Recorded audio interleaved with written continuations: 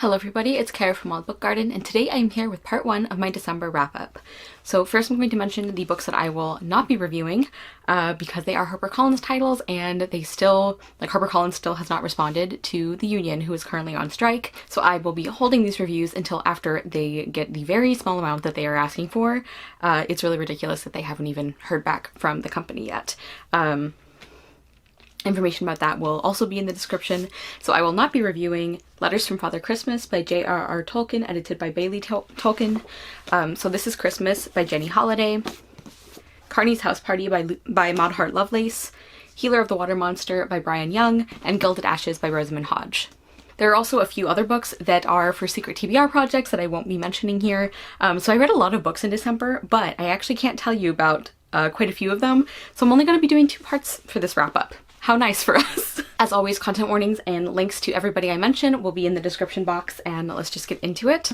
The first book I finished in the month of December was Winterkeep by Kristen Kishore. This is the 4th book in the Graceling Realm series. The first 3 books came out quite a while ago, and this one was published fairly recently. Yeah, 2021. And I read this as part of the Graceling read-along that I'm co-hosting along with Mel from A Book Fiend Named Mel and Bethany from Beautifully Bookish Bethany. I will link our live show down below.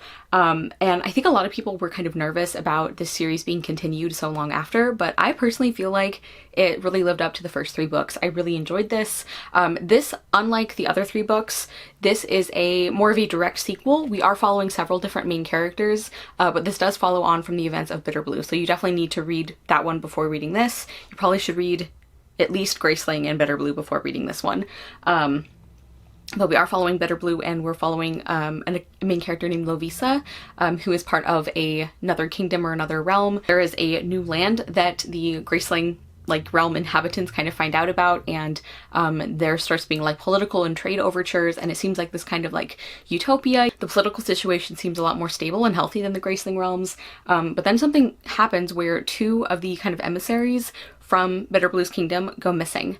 And so her and several other characters decide to go to this land of Winterkeep to try and figure out what exactly is going on, and they get a lot more than they bargained for. The synopsis does tell you this, so it's not a spoiler, but Bitter Blue actually ends up getting separated from the rest of the group for quite a while, and yeah, the story kind of goes from there. I really enjoyed this. It's not my favorite in the series. I gave Winterkeep 4.5 stars, but it is very well done. I continue to love the way Kristen Kishore writes, her style itself and her characterization, the way she builds relationships. I really enjoyed the new setting of Winterkeep, and I also felt Lovisa was a really well done main character. I really felt for her, and I really cared about her and wanted to see how things would turn out for her. I always love the way that Kristen Kishore explores her themes, and here we see a lot about abuse and responsibility, and I just thought that was done with so much care.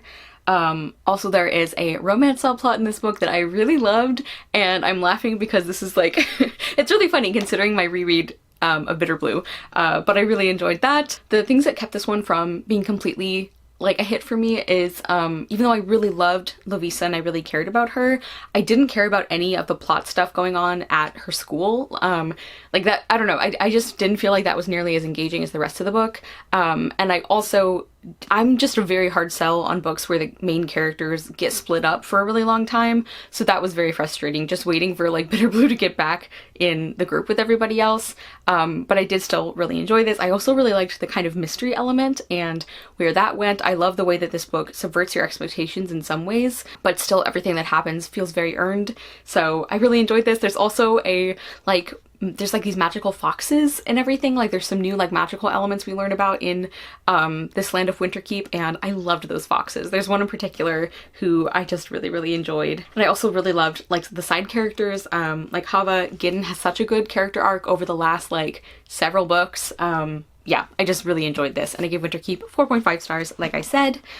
Next, for another read-along, I finished The Girl Who Fell Beneath Fairyland and Led the Revels There by Catherine M. Valenti. This is part of me and My Name is Marinez, our read-along that we're doing for the Fairyland series, which is also part of the Not a Genre book club that I started, where we read and discuss young adult and middle grade books with the kind of care and depth that they deserve. I will link our live show for this one down below, and I absolutely loved this. This is my favorite in the series so far. I've now read 3 of these. You'll hear about the 3rd one next month. But yeah, I really enjoyed this. I love this one even more than the first book. We are following on like a year later from the events of the first book. When September starts this book, things in Fairyland are not how she left them. And this book is a lot about consequences and kind of cleaning up your own messes. And I just really love the way this book looked at that. I love September as a main character.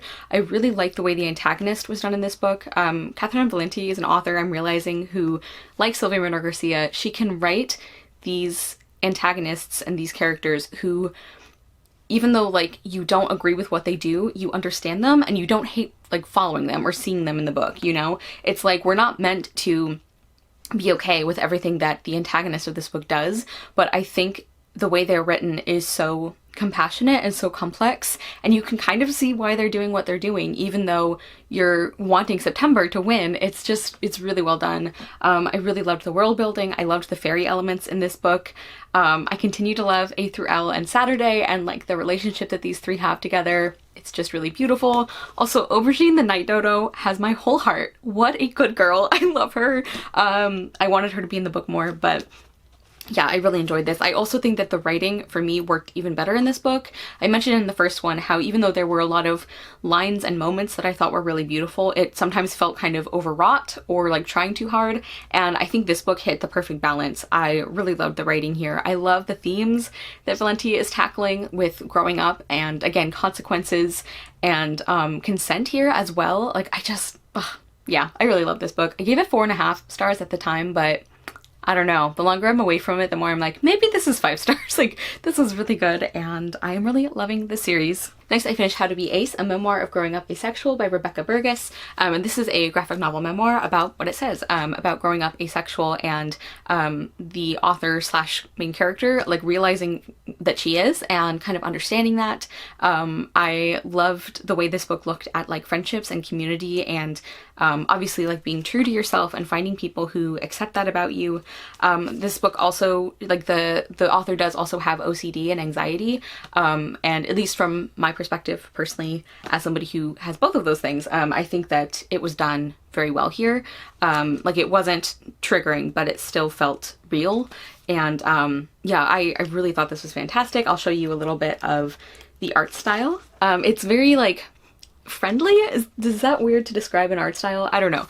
But I think this is a really approachable, really useful book about asexuality, but also it's a very compelling story about a girl figuring out who she is. So yeah, I loved this. I gave How to Be Ace 5 stars. Next, I read another graphic novel that unfortunately I didn't enjoy as much. That is Crema by Johnny Christmas and Dante Luis with Ryan Ferrier and Atla Hrafny. So this is a very short graphic novel. Kind of like the main character is Esme, a barista, who kind of like feels invisible. She just feels like her life is very boring and ordinary, except for the fact that when she drinks too much coffee, she can see ghosts. And then our other main character is Yara, who is the elegant heir to a coffee plantation, and the two of them end up forming a kind of romance, so there is a sapphic relationship here. And the main plot of this story starts when Esme gets visited by the ghost of this nobleman, who wants her to like help him by bringing like a letter or something for his lost love. And so Yara and Esme end up traveling together to a haunted coffee farm in Brazil in order to try and like reunite these two lovers, but then things get kind of weird and creepy, and I really liked the premise for this, but I just don't feel like the execution was great.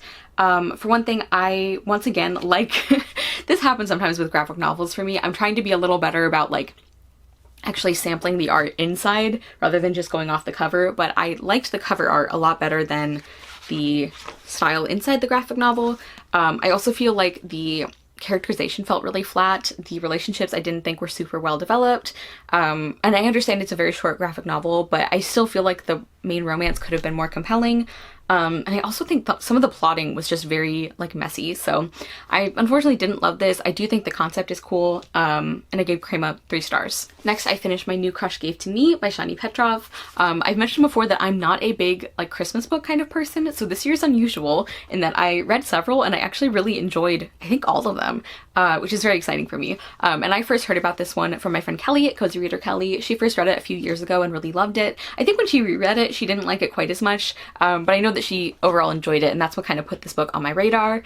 And this was so much fun and so cute. So this is a young adult contemporary romance. We're following the main character Charlie, and she has a crush on this one boy in school, like, and he is kind of a high achiever like her, and so she feels like he's one of the only guys who like she would really like get along with and who like they could understand each other. And she's like co-editor of the school paper and everything. She's a really hard worker, and she really likes this guy, and so she kind of rigs things so that she can get him for the Secret Santa gift exchange, but then she realizes that she doesn't actually know enough about the kinds of things he likes to like win him over and to prove that like you know, that they would be perfect together. So she enlists the help of this guy's cousin, whose name is JD, and the two of them do not see eye to eye. They're very different people. He seems to be very like laissez-faire and jokes around a lot and is much more like laid back and chill than she is, and also can be kind of annoying, and she reluctantly asks him for help.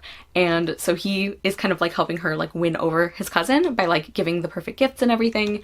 But of course the two of them end up spending a lot more time together, and maybe Charlie starts liking JD more than she expected. You guys know this is one of my favorite romance tropes, the whole like matchmaker thing, where they're setting somebody up with a different person, but then they end up like falling for them instead. I absolutely love that.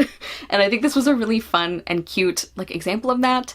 I said this in my Goodreads review, but like this is a book, like if you don't like young adult contemporaries, I don't think this book is going to change your mind. Not because I think it's bad, but just because it is very unapologetic about what it is. Like, this is fun and fluffy and cute, and it doesn't take itself too seriously, and it just like, I loved it. Like, it just put a smile on my face. And you guys know I love a good like issue book or like serious contemporary book, but not every book has to be that, and I don't think this one was trying to be.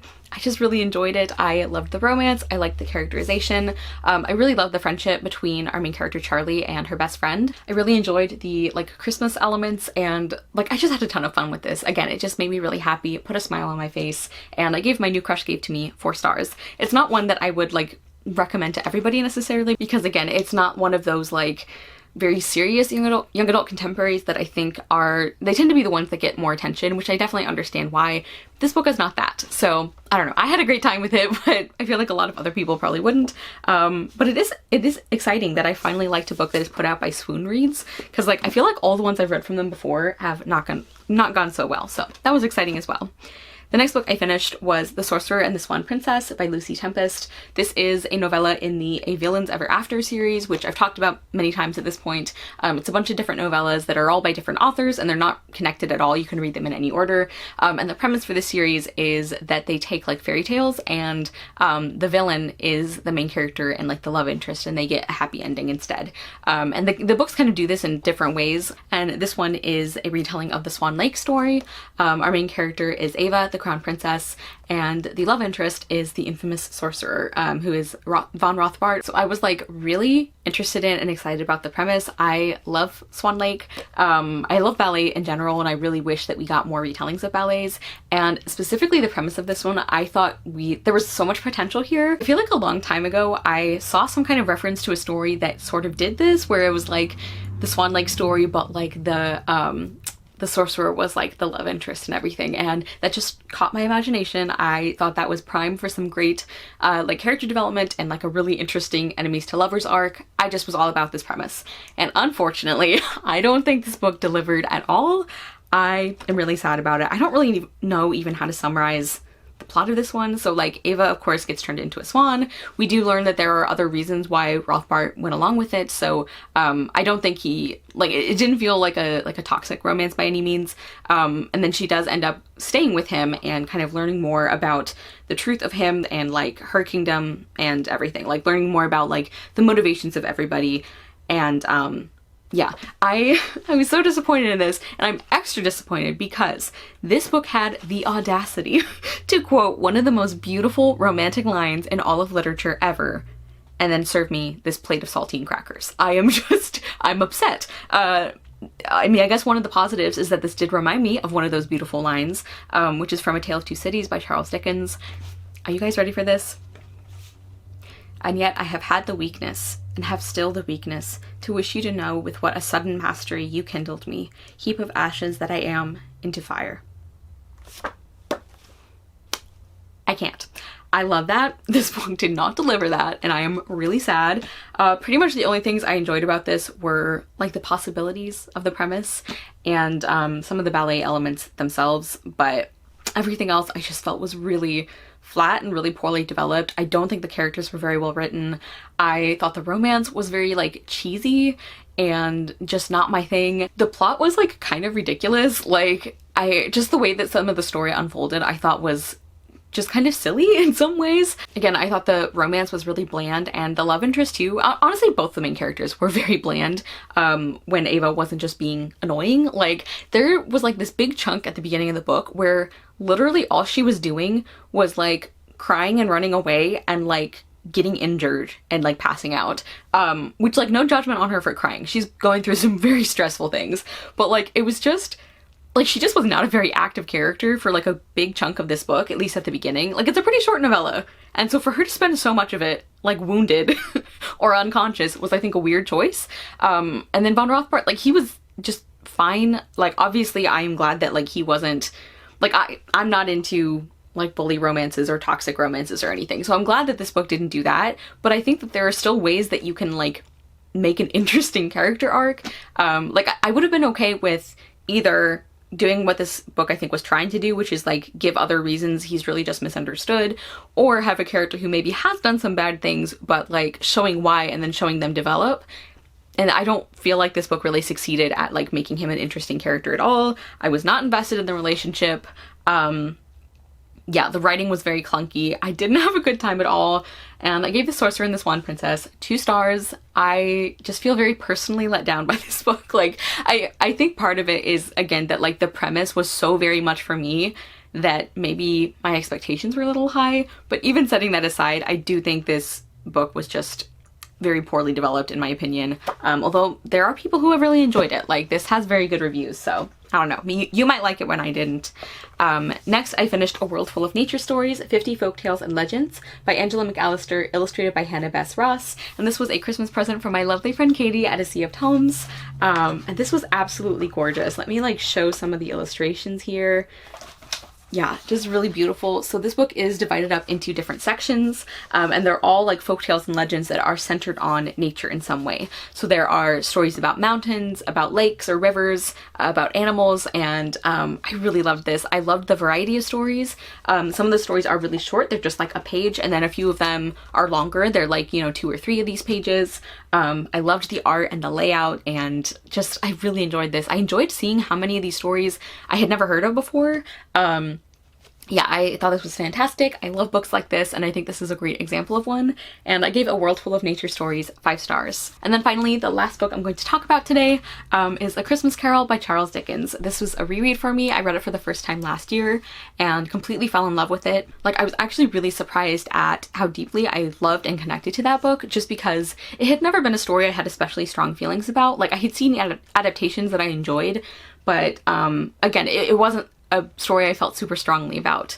But I love this version, like the original version of it, and it makes me kind of sad that I feel like a lot of the adaptations really soften it. They like soften the commentary and the wit, and they make it kind of like overly sweet and saccharine, which, not that there's anything wrong with wanting like a sweet story, but I feel like in a lot of ways A Christmas Carol isn't. Like, it's very genuine, and even though there are parts that are they could be kind of sentimental almost, I think that the way they are written isn't. Like, for example, there's a part with the Cratchit family where who's very poor, of course, and they are having like an actually good Christmas dinner, and they're all exclaiming over the fact that like, and they didn't even eat the whole goose, like they have some left over, and they're like so excited about it. Like, that is like being wealthy to them, is like being able to not eat every single thing on the table, like for this family with all these growing kids and everything. So if it was just played that way, then I think it could have become sentimental, but it didn't, because these characters meant it. They were very genuine about feeling so lucky for having food left over, whereas the reader, who is hearing the narrator describe everything, knows that there was like a single like crumb, you know, left on the plate. And I just feel like there were things like that where the reader could react to them and understand why these were emotional moments, even if the characters didn't necessarily. And I thought that was beautifully done. Yeah, once again, I really loved this. You can see I bought my own copy because I loved it so much. I had originally borrowed my sister's, and yeah, I think this is a really scathing commentary and criticism of capitalism and classism, and I just think it has really powerful things to say about the way to do good in the world and to use your resources and privilege for good, and the way that people can have such a profound effect on other people's lives. Yeah, I just think this book is really, really beautiful. I also think that it's very funny and clever and witty, and I think that's another thing that doesn't often come through in adaptations. But yeah, this is, I think, one of my favorite classics. I really love it. I look forward to reading it at other Christmases, and I give A Christmas Carol 5 stars. I also want to mention that, as people have pointed out, like online, the message of A Christmas Carol is not like, oh, he was a grump because he didn't like Christmas. It was like he was a miser who was taking advantage of his employees and refusing to use like to take care of like his fellow human beings, and not realizing the responsibility he has as a person to care about other people. Like, of course the book does involve like Christmas spirit and everything, but like the message is not about like, you should decorate your house for Christmas. It's like, you should care about the people suffering in poverty, and I really love that. So those are the first group of books I read in December. Please comment down below, let me know if you have read any of these or you're interested in them. And I hope that if you celebrated Christmas, that you had a really, really wonderful, safe, happy holiday. Thank you guys so much for watching. I will see you soon with another video, and I hope you love the next book you read. Bye!